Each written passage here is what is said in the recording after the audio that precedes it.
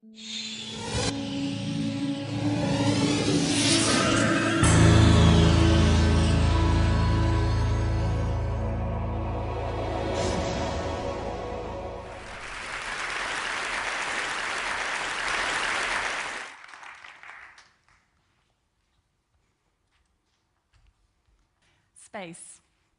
We all know what it looks like.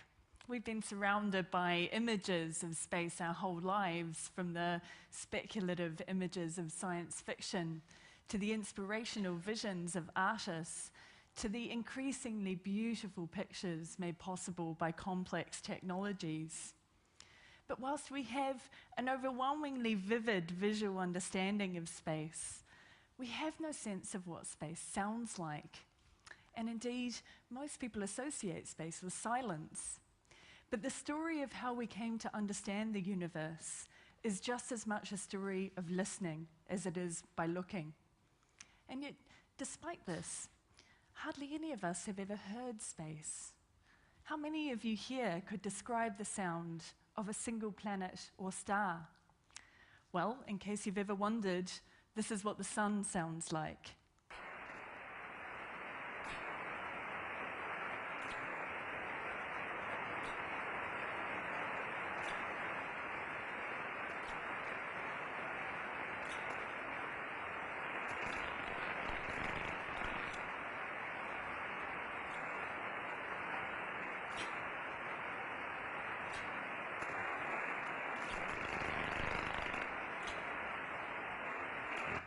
This is the planet Jupiter.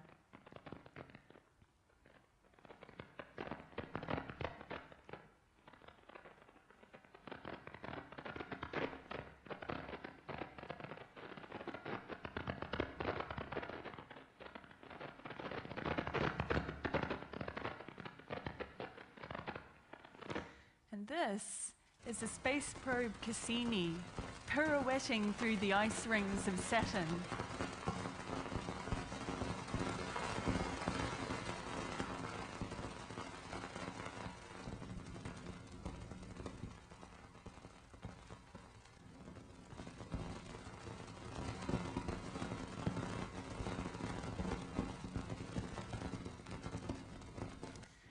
This is a highly condensed clump of neutral matter spinning in the distant universe.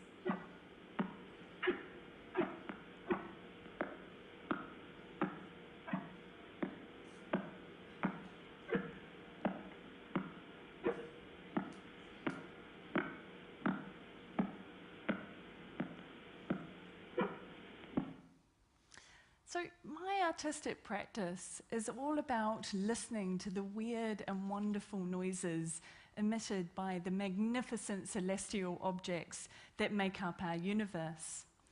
And you may wonder, how do we know what these sounds are?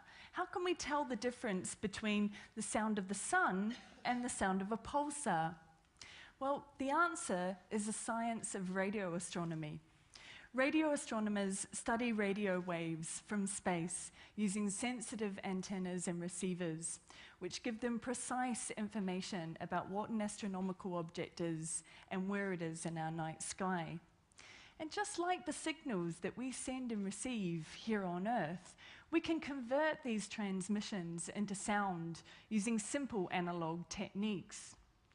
And therefore, it's through listening that we've come to uncover some of the universe's most important secrets: its scale, what it's made of, and even how old it is. So today, I'm going to tell you a short story of the history of the universe through listening. It's punctuated by 3 quick anecdotes which show how accidental encounters with strange noises gave us some of the most important information we have about space. Now, this story doesn't start with vast telescopes or futuristic spacecraft, but a rather more humble technology. And in fact, the very medium which gave us the telecommunications revolution that we're all part of today, the telephone. It's 1876, it's in Boston, and this is Alexander Graham Bell, who was working with Thomas Watson on the invention of the telephone. A key part of their technical setup was a half-mile-long length of wire, which was thrown across the rooftops of several houses in Boston. The line carried the telephone signals that would later make Bell a household name. But like any long length of charged wire, it also inadvertently became an antenna. Thomas Watson spent hours listening to the strange crackles and hisses and chirps and whistles that his accidental antenna detected. Now, you have to remember, this is 10 years before Heinrich Hertz proved the existence of radio waves, 15 years before Nikola Tesla's fortune circuit, nearly 20 years before Marconi's first broadcasts. So Thomas Watson wasn't listening to us. We didn't have the technology to transmit. So what were these strange noises? Watson was in fact listening to very low-frequency radio emissions caused by nature. Some of the crackles and pops were lightning, but the eerie whistles and curiously melodious chirps had a rather more exotic origin. Using the very first telephone, Watson was in fact dialed into the heavens. As he correctly guessed, some of these sounds were caused by activity on the surface of the sun. It was the solar wind interacting with our ionosphere that he was listening to, a phenomenon which we can see at the extreme northern and southern latitudes of our planet as the aurora. So, whilst inventing the technology that would usher in the telecommunications revolution, Watson had discovered that the star at the center of our solar system emitted powerful radio waves. He had accidentally been the first person to tune into them. Fast forward 50 years, and Bell and Watson's technology has completely transformed global communications. But going from slinging some wire across rooftops in Boston to laying thousands and thousands of miles of cable on the Atlantic Ocean seabed is no easy matter. And so before long, Bell were looking to new technologies to optimize their revolution. Radio could carry sound without wires, but the medium is lossy. It's subject to a lot of noise and interference. So Bell employed an engineer to study those noises, to try and find out where they came from, with a view towards building the perfect hardware codec which would get rid of them, so they could think about using radio for the purposes of telephony. Most of the noises that the engineer, Karl Jansky, investigated were fairly prosaic in origin. They turned out to be lightning or sources of electrical power. But there was one persistent noise that Jansky couldn't identify. And it seemed to appear in his radio headset 4 minutes earlier each day. Now, any astronomer will tell you this is the telltale sign of something that doesn't originate from Earth. Jansky had made a historic discovery, that celestial objects could emit radio waves as well as light waves. 50 years on from Watson's accidental encounter with the sun, Jansky's careful listening ushered in a new age of space exploration, the radio astronomy age. Over the next few years, astronomers connected up their antennas to loudspeakers and learned about our radio sky, about Jupiter and the sun, by listening. Let's jump ahead again. It's 1964, and we're back at Bell Labs.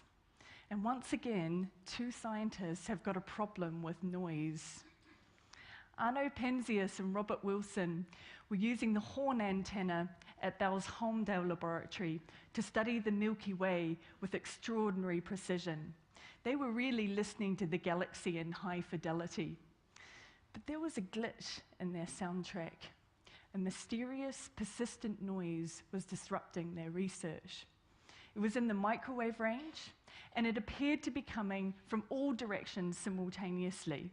Now, this didn't make any sense, and like any reasonable engineer or scientist, they assumed that the problem must be the technology itself, it must be the dish. There were pigeons roosting in the dish, and so perhaps once they cleaned out the pigeon droppings, get the dish kind of operational again, normal operations would resume. But the noise didn't disappear. The mysterious noise that Penzias and Wilson were listening to turned out to be the oldest and most significant sound that anyone had ever heard. It was cosmic radiation left over from the very birth of the universe. This was the first experimental evidence that the Big Bang existed, and the universe was born at a precise moment, some 14.7 billion years ago. So, our story ends at the beginning of all things, the Big Bang. This is the noise that Penzias and Wilson heard, the oldest sound that you're ever going to hear, the cosmic microwave background radiation left over from the Big Bang.